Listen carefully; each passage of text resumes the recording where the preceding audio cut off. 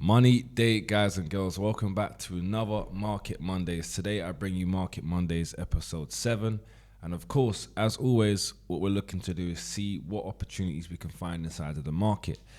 Now, this Market Mondays is actually different. Reason being is because usually a Market Mondays is just probably, midway throughout the month or maybe the first 2 weeks of the opening month. But today actually marks pretty much the first trading day of the month.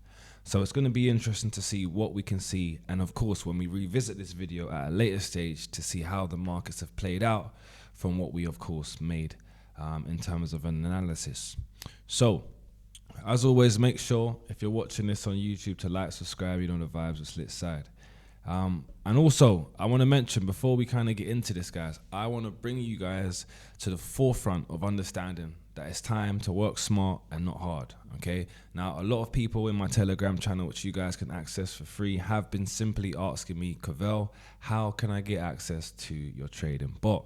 Well, all you have to do is click the link in the bio. Once you click that, you guys can get further information to see what it does, how it works, but most importantly, how it benefits you.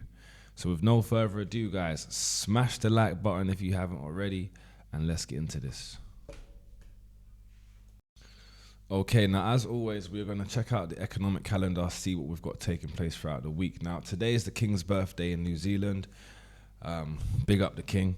But of course, across the United States, we do have the S&P Global US Manufacturing PMI, and we've just pretty much got the PMI again taking place later on today. That's the buy time, okay, 6 p.m. and 5:45 the buy time.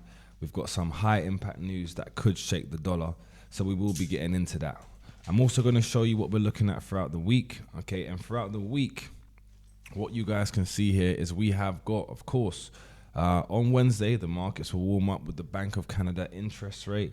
We've then got the ADP non-farm employment change. And of course, as we move into Thursday, the markets really start to hot up. We've got the European interest rate decision. We've got initial jobless claims. And then, of course, we will have the ECB press conference. That is where the chairman, President Lagarde, will be speaking. Now, on Friday, as we know, the first Friday of each month, the first full week of each month, we will have NFP on a Friday. So this Friday, we've also got NFP, which is going to be a special time for us to actually understand and identify how the markets have played out based on what we've been looking at for the start of the week.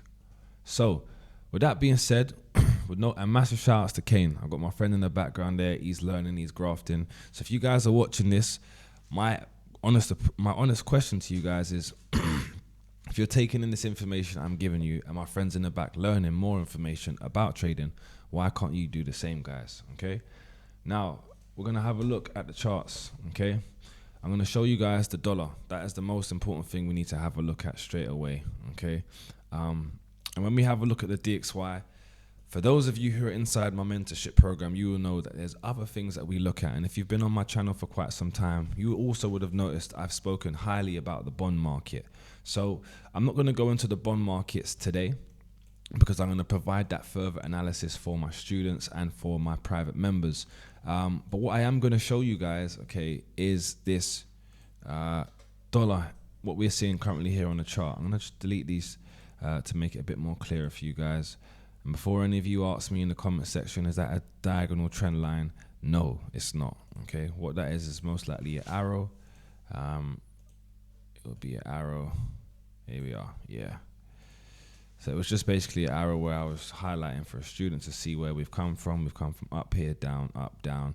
And what we could now be doing, of course, is potentially making a lower low. This is something that's been quite important to show you guys. I showed a student this, and really why I'm happy to share this with you is because we need to understand that sometimes it's very easy for us to get caught up in the now, for us not to identify what's really happening because we're so focused on what we're seeing right now, okay?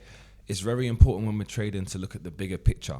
So if we take a step back, if we go up a time frame, in this case we've gone up to a quarterly chart, okay, which is a 3 monthly time frame, we can see the pattern actually has shown us that price has made a lower low, a lower high, a lower low, and a lower high.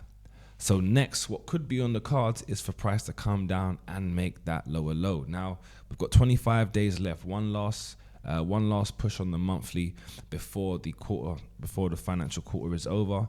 And with that being said, of course, right now what we could see happening potentially, because we did have a bearish engulfing candle here, is that price could push down lower. But if we have a look at this over a daily, so we can see what's happening here on the daily time frame. I'm sure I deleted these. Why did they not delete? They're not deleting, guys. Okay, we'll just move them out of the way right now. They don't want to move. We'll refresh the chart. Okay, but on the daily time frame here, okay, when price is very slow when it comes to the DXY, okay, when price is slow, that's because, quite simply, guys, there's no volume in what's happening. And that for us is going to be the telltale sign to say, hey, because we can't see anything right now, it's best for us to stay on the sidelines and wait for the picture to become clearer.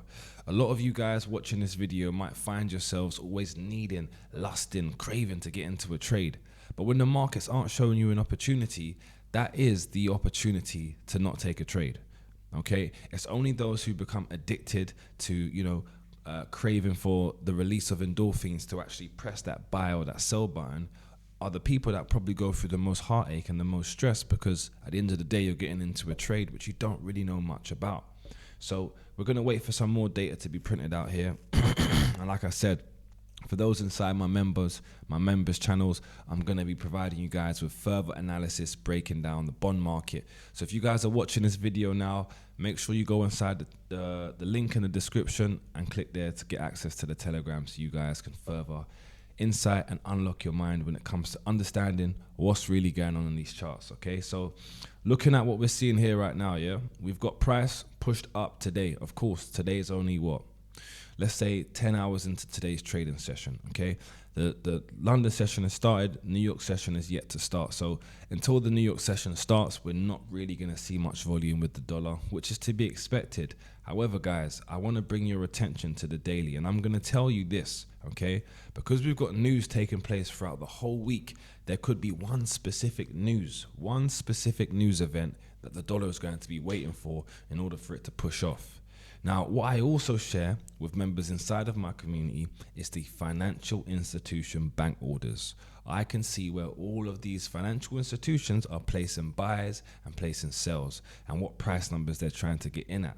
So that is also going to provide us with a further insight to understanding a bit more about the psychology behind the direction of the dollar. So with that being said, I'm going to move away from the dollar because the picture is not clear for us, but we are going to break down gold. Okay, for all my gold diggers out there, drop a 1 in the chat. Yeah, I know you guys love gold. Of course, gold is something that at the end of the day, look, man, when we're trading, I always say this. People say, look, Cavell, I want to trade. I don't want to trade something that's too volatile. Crypto's too volatile. Gold's too volatile. Without volatility, my friend, the markets don't move. You need the markets to be volatile in order for you to get into moves. So because of that, it's important to understand that when we're looking at gold, whether gold is pushing up, whether gold is pushing down, that's A-okay. We just need to be able to identify, okay, a direction. And based off of last week and what we see right now, we can firmly understand that we have seen a direction of gold pushing lower. We've seen that, okay? We can see price pushed up and then it started coming down pretty much 4 weeks ago now. Now, when we look at gold on a weekly time frame, okay, the price action is flat, okay? I'm not saying that just because we've been bearish for the past 2 weeks, gold is going to continue being bearish. That would be silly, okay? But as we keep climbing up the time frames, we can see that gold has already and has been continuously making all-time highs, guys. So the question now becomes, where is the liquidity? Is there more liquidity below or is there more liquidity above? And the obvious answer, guys, if I put this chart onto a blank canvas, the obvious answer is that there's far more liquidity below than there is above.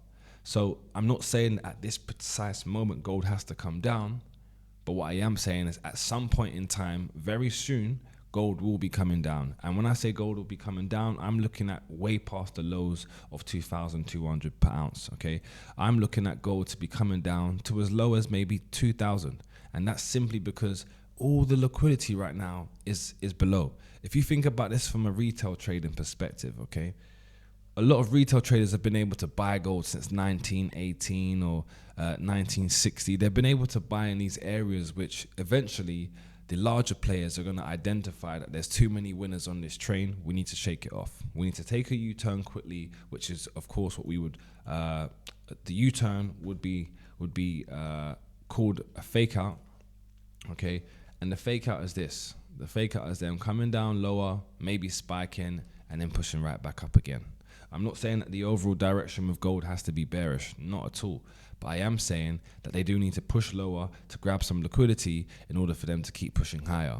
So it's going to be interesting to see what happens with gold this week. Of course, if we go onto the 4-hourly chart, we can have a look at gold right now, and we can see that gold is sitting inside of an area that we would buy from. Gold right now is sitting inside of an area that we would buy from. But because of the volume right now being next to nothing, I'm not going to be taking the trade, but I will be updating my community. Now, what I do want to show you guys is what I would be looking at with gold right now. And I'd be looking at gold pushing to as high as 23.59, okay, clearing these highs. Once gold clears these highs, I would then love to see gold pull back. But essentially, guys, if gold can pull back down, okay, in and around this area, maybe to fill some of the imbalance, then I would be looking at gold to continue pushing higher, okay? Like I said, we've got a lot of news events taking place this week, so I do suspect gold to be pushing in one direction, and then before the week ends, probably reverse and go in the complete opposite. We've got NFP on Friday, non-farm payroll. That is going to be a huge event. But prior to that, we've got initial jobless claims. We've got the interest rate for the euro. We've got PMI taking place today. We've got a lot of news that can manipulate the price of gold. So because of that, I'm not just going to be biased on looking at one direction. I'm actually going to look at gold pushing up, okay? It's been letting off a lot of selling pressure last week. I would love to see gold push up, play out of this area, which I've got marked. And unfortunately, guys, had the market been showing us what we can see right now, and today would have been a Tuesday instead of a Monday, then I would have loved to get into this buy. But because it's Monday, it's a time where there isn't really much price action taking place. There's no need for me to get into this trade. The urgency for me is not there. Okay, so I'm gonna wait and I'm gonna react as opposed to trying to foresee something happening. Now, with that being said, I'm gonna take you guys down to let's do GBP AUD, okay? GBP AUD is a really interesting pair. I don't usually give you guys an analysis on GBP AUD, but what I do want to show you guys is when we look at some of these pairs from a higher time frame and we do a top-down analysis, we can start to understand that the direction has always been clear. Okay, it's very important, guys, to understand that when you're trading, you should not just be looking at the hourly or the 5-minute or the 10-minute time frame. Sometimes it's really important for you guys to go into a higher time frame so you can have a look at the overall direction. Because from the start of the year till now, 6 months has gone by, right? 6 months has gone by. So it's very important for us to understand that time is continuously going by. There is nothing we can do about stopping time. Therefore, that is the main reason why we need to have a look at the higher time frame, because the higher time frame is always ticking. It might be ticking a lot slower because, of course, it's a higher time frame, but it is always in motion, guys. So having a look back to a buy that I once took down here, which was in July, the 22nd of, the 1st of July, 2022. Having a look at this buy from down here, guys, price has not come back. Imagine being in a buy for a trade for 2 years. 2 years and you're still in profit. That is the level you guys you need to be getting to. Because if you can get to those type of levels, guys, you can start to understand that you don't always need to be in a new trade. You don't always need to be in a new trade, guys. Okay, now, of course, we know that the pound has made a recovery because over the last 2 year period, we had the Queen die and we had the King, of course, now step up. So the pound has gone through a transition, okay? And of course, at the moment, a lot of people are more optimistic than pessimistic about the pound, and so they should be. So it is to expect higher prices to be achieved here. I would like to see by the end of the month, price hit the $2.001228 handle. Okay, I would like to see that hit. If I go into the monthly chart, I'm going to show you guys that right now we're pulling back down. Now, when price is coming down, I look for buying opportunities. And when price is going up, I look for selling opportunities.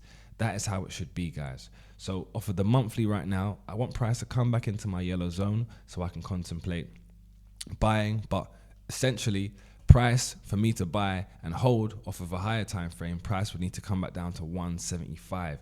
I don't think we're going to get there, guys. I don't think we're going to get there.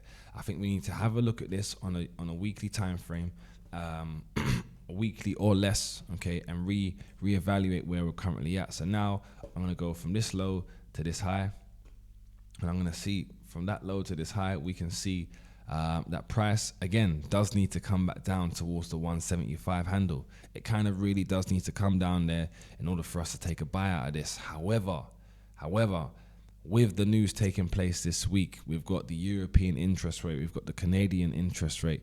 With these news taking place this week, this does mean the following week we will have the pound interest rate decision. So I will be looking on the smaller time frames to see if I can get a push out of these. But right now, what I'm showing you guys is that I want higher prices to be achieved with GBP AUD. Okay, I would like prices to come down. Okay, if prices could come down towards this area here, this order block, if price could come down to here and we get a push up, that is ultimately what I want for GBP AUD. I want higher prices to be achieved. We just need to wait for them. So if you're watching this video now and it's not the 3rd of June, have a look at where price currently is with GBP AUD and let me know in the comment section if price came down and pushed up, or of course if price went the complete opposite direction. Nonetheless, we have to take into consideration what the higher time frames are showing us, because the smaller time frames in some of these pairs, they can be very confusing. They can be very misleading. One moment we're buying, one minute we're selling. I'm not interested in all of that. Okay, I'm interested right now, okay, in price pushing down lower, grabbing the liquidity so that price can continue pushing higher. And I'm going to show you guys, last but not least, I'm going to end it off with Euro USD. Okay, now Euro USD has been a hell of a pair. Okay, it's a real slow moving pair, but I do believe that Euro USD is on the way up. And in order for Euro USD to be on the way up, that means the dollar needs to be on its way down, right? So with that being said, right now, off of this quarterly chart here, I can see a bullish formation here. I can just see a bullish formation. I see a bullish engulfing candle here once. I see a second bullish engulfing candle here twice. With this candle now, I really do believe that with this month, we are going to get a new high with Euro USD. We're going to get a new 3-month high and price will surpass 1.100, okay? Price will definitely surpass that. And the reason being is because there's a lot of optimism right now coming out of the euro. Of course, they've got the interest rate taking place this week combined with President Lagarde speaking. So there's going to be a lot of optimism being spread across the euro right now. And of course, that is exactly what we want to see when it comes to investors, you know, wanting to buy a particular currency. Now, when we look at this on the daily, okay, we can see that we had a top down here with the Fibonacci. Price came down. It didn't touch the 79%, but it did feel some of the imbalance. And then price pushed away and it's pushed up. It came up, it's reacted out of my institutional level, it's pushed higher, it's sat inside of this area where it hasn't really done much apart from just creating more liquidity, and price has come down. So what I'd be looking at right now this week, guys, is for price to come down, okay, into my level and then push up. If price shows me a positive reaction from this institutional level, I will be buying it up to this institutional level, okay? The blue zone that I've got here highlighted, the 1.1000 level, that is a strong market structure level. It's a strong, significant level of structure. So if price does push all the way towards this 1.1000 handle, of course, I'll be taking partials. My stop loss will be in profit. But with that being said, of course, the only way you guys can get up-to-date, live in the flesh updates on the market is by being inside my Telegram channel. All you guys have to do is click the link below to get access. There's over 3,000 people inside this channel, guys, and they're getting access to my information so that I can help you guys further your knowledge within the trading field. So with that being said, I'm going to love you and leave you guys, and I'm going to say that the episode today, of course, is brought to you by no other than Bigger Vel myself. You've been learning with Vel. Be sure to like, subscribe, you know the vibes, and of course, never forget, every day is money day. Peace.